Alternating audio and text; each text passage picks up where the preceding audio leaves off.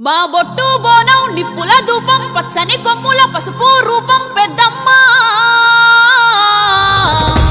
నీ సల్లని సూపులకై